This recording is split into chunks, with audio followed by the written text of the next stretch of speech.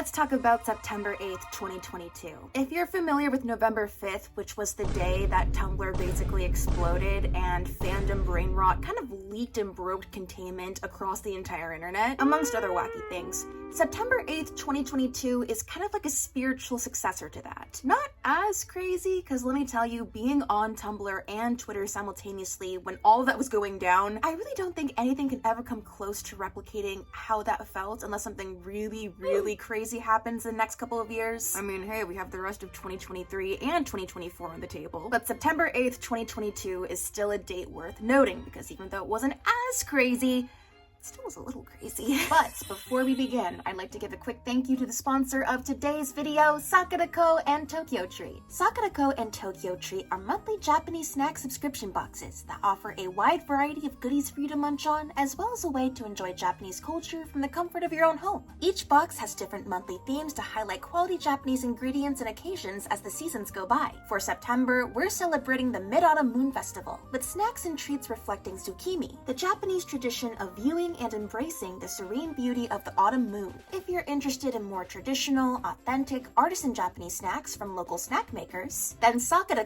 is the perfect box for you. Each box will include specialty teas and one piece of special Japanese tableware. This month we have this gorgeous ceramic dish featuring a lovely design of a rabbit and silver grass dancing under the moonlight. But if you want something more contemporary with the latest, most exclusive, limited edition flavors, then Tokyo Treat would suit you best, with seasonal snacks, an instant ramen bowl, and a drink in every box. Booklet guides are also included with Sakura and Tokyo Treat that go over all the different snacks so you can decide what you want to try first, as well as what would match up with your personal tastes. Sakura's September box is called Autumn Moon Festival, with some of my personal favorites being the full moon cookie. That is a solid cookie. It's nice and crunchy for those who like a good bite rather than just like mushing into a cookie. The full moon soft chew. I love these types of candies, kind of like the sugary, kind of a hard chew, and then of course it's themed with the rabbit on the moon. It's just nice and sweet and simple, and sometimes that's all you need. The usagi, or bunny marshmallow. Look how cute he is! This is for giving me cuteness aggression. This might be a little grotesque, but look at his red filling. Adorable and filled with strawberry jam. And the 2-layer peach jelly. Yeah, Sakura went above and beyond for the rabbit on the moon theming for the Mid-Autumn Moon Festival. All the snacks are freaking adorable. Like, look at this. Please don't explode. This is peach jelly. Very, very satisfying. Tastes really good when it's slightly cold too. Yeah, it's honestly embarrassing how much I love these jellies they send every month. Like, I don't eat them on camera a lot just because when I do, I'm just like, you guys are very fortunate that I broke out a spoon for this one. We're civilized here. Tokyo Treats box for September is called Moon Festival Snackin'. I really enjoyed the Japanese Mikan orange juice. This would taste really good with like some club soda, maybe like a splash of gin. Look at me making up cocktails on the spot like some bartender. The soy sauce and sesame sundae. I don't want to spill these anywhere because I have ants in my room at the moment. I say immediately spilling crumbs all over my keyboard. Nice and sweet and savory. Got some sesame in there. These are great. One more. Okay. The wasabi fish jerky. I've had salmon jerky before, but I have a feeling this is going to be a lot different. I love that punch of wasabi at the beginning. Damn. This is pretty freaking good. There I go, eating the whole thing. And the grape fizzy candy. I love grape flavored things. I love Pop Rocks. Some candy ASMR for you. I love celebrating the Mid-Autumn Moon Festival each year with my family, and eating all these snacks from Sakura and Tokyo Treat was a great way to kick off the season. All of the flavors in this month's boxes, from the chestnut Kit Kats to the peach jelly, really capture the fact that, oh yeah, summer's ending and autumn's beginning. You really get the best of both worlds for that kind of transition period. If you'd like to go ahead and check out Sakura and or Tokyo Treat for yourself, then use my code Coley to get $5 off your first Sakura or Tokyo Treat boxes through my links in the description. Everything in both boxes this month was a total delight to just look through and taste. It was really cool seeing how they pulled everything together for the Mid-Autumn Moon Festival. And again, I'm a pretty big foodie that will eat pretty much anything, so seeing Sakura and Tokyo Treat pop up in my mailbox each month is always a freaking treat. I've worked with Sakura and Tokyo Treat for months. They've been longtime supporters of my channel and my content. If you're really curious, I highly recommend either box, depending on what you're going for. Thank you again so much, Sakura and Tokyo Treat. Now let's get back into it. So what went down that day last year? Let me start with the easy one first. September 8th is actually Star Trek Day. It marks the anniversary of the original show airing in the US. So you get to see a lot of cute Star Trek cosplays, people are chatting about it and sharing their favorite clips and scenes, TV specials air, there's events going on. It's a holiday for Trekkies all around the world celebrating how it all began. But an important piece of worldwide news broke and unfortunately ended up kicking all chatter of moments where Kirk and Spock should have made out to the curb. Queen Elizabeth II of the United Kingdom and other Commonwealth realms died. That's right, September 8th, 2022 marked the end of her 70-year reign. There were a lot of mixed reactions online and a lot of memes. People actually ended up finding out about her death not through official news sources, but through Megamind and Destiel memes on Tumblr, which were then shared to Twitter and Instagram and then just leaked out. Yeah, this scene is now canon. There is no Tooth Fairy, and there is no Queen of England. The Destiel meme already became kind of like how you knew big things were going down in the real world, and so the application was well used. She passed on at 3:10 p.m. BST, which is 7:10 in the morning for me typically, but I was on my first trip to Europe in Greece, so this was dinner time for me. Just a couple days prior, I saw her face all over cards and merchandise in the airport gift shop on my layover. Hard cuts me later in Naxos digging into some grilled octopus. I pull up social media to check some stuff and oh, she died?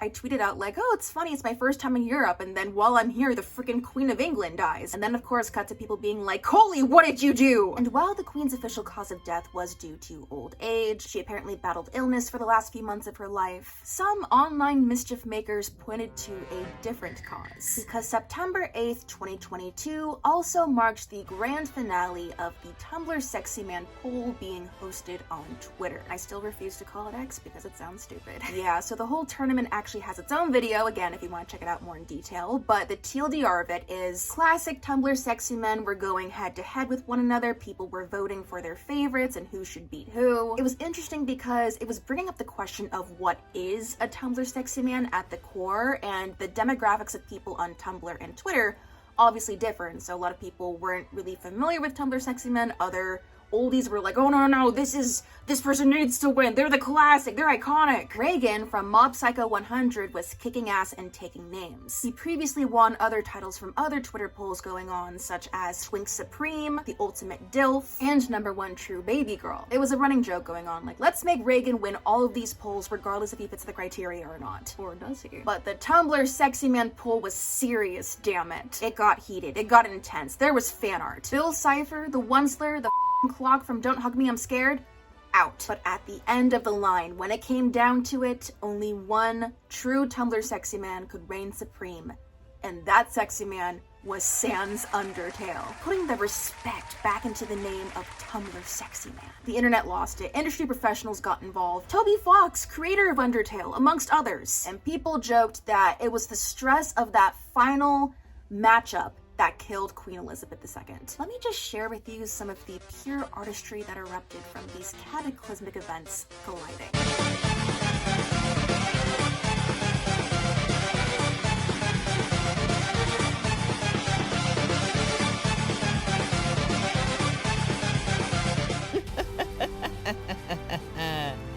It's over, Reagan.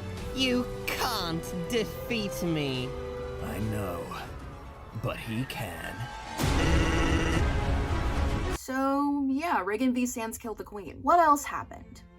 Oh right, Trisha Paytas' baby. For those not terribly familiar with Trisha Paytas, honestly, I'm not super in the loop either, but in a nutshell, they are an online media personality known for mukbangs, lifestyle videos, music covers, ASMR. Honestly, they're kind of an all-rounder. There's been a handful of different controversies and incidents surrounding them over the past few years, but on Valentine's Day of 2022, they announced that they were pregnant, and on September 7th, announced on social media that they were 1 centimeter dilated. Well, due to the Queen's passing the day after, some folks online put on their tinfoil hats and were like, okay, this baby could be born today. What if it's the reincarnation of Queen Elizabeth II? The theory officially started on Twitter after RuPaul's Drag Race alum Jasmine Kennedy tweeted, how much y'all want to bet that Trisha Paytas is gonna say their child is the reincarnation of the Queen? And then it just kept snowballing, you know how it is. There were even rumors that Trish was going to name their baby Elizabeth or Lizzie. Turned out not to be true, obviously. In the end, Trish didn't actually go into active labor until around a week later, and they gave birth to their daughter, Malibu Barbie, on September 14th. So let me go ahead and just summarize the lore, the mythos of everything so far. Queen Elizabeth II died due to the Reagan v. Sans Sexyman showdown being too much for her, but she was reincarnated as Trisha, Paytas' baby. Oh yeah, and it was Star Trek Day, so she's gonna be a Trekkie. That all tied up nicely for you? Just wait, we're not quite done yet. It gets a little more convoluted. We all know who Princess Diana is. She was the first wife of King Charles III. She was a style icon, beautiful woman who cared very deeply about her children and charity causes dear to her heart, had a very tragic story and end. So the date of Diana's death was August 31st, 1997. August 31st being her death anniversary. And so that happened a week prior to all of this, and people were still talking about it. Speaking of reincarnation, well, okay, how to put this next part gingerly. I'm just gonna rip off the band-aid. BTS member Jungkook's birthday is September 1st, 1997.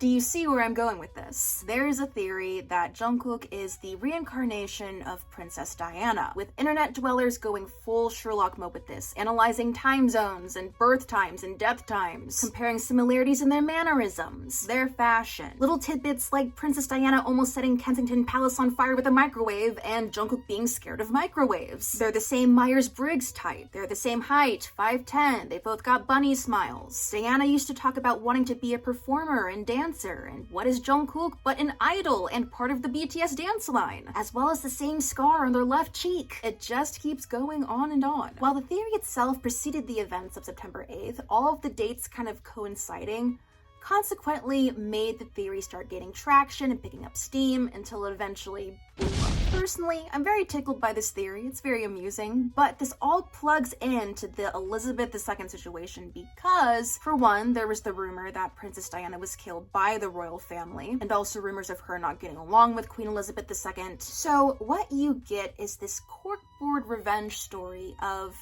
Trisha Paytas' baby having beef with a member of BTS. One cannot exist without the other. People were making edits and fan cams, man, and were getting hella invested. I was getting a little invested, not gonna lie. It was funny as f.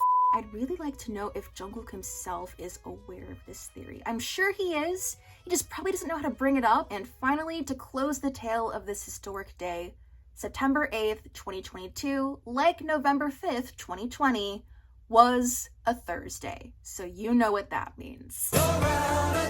Yep, it was Out of Touch Thursday. For those not familiar with Out of Touch Thursday, here's a clip from my November 5th video. Out of Touch Thursday spawned from a meme that got popular in 2020 from the Lucky Star opening, being synced up with the song Out of Touch by Hall & Oates. And it became kind of like a timekeeping device during the pandemic. It was also a way to react to a post you deemed out of touch. Or if nothing else, it was a designated day of the week to talk about just how out of touch you felt with certain events going on in the world or your life in general. But yeah, how did these two events both happen on a Thursday? Was it fate? Destiny? The universe laughing at us? All of the above? Coincidence? I think not. But hey, now you know another important fandom holiday to celebrate this year. Aren't you glad? Well, thank you for sticking around and learning about September 8th with me. I appreciate it. Are there any things I happened to miss on September 8th that we didn't get to talk about? Because I'm gonna be honest, there could have been other stuff that was happening in other fandoms. These events just took precedence. Here's to hoping we'll get another historic fandom holiday in the future. Happy September 8th, and I will see you in my next video. Bye!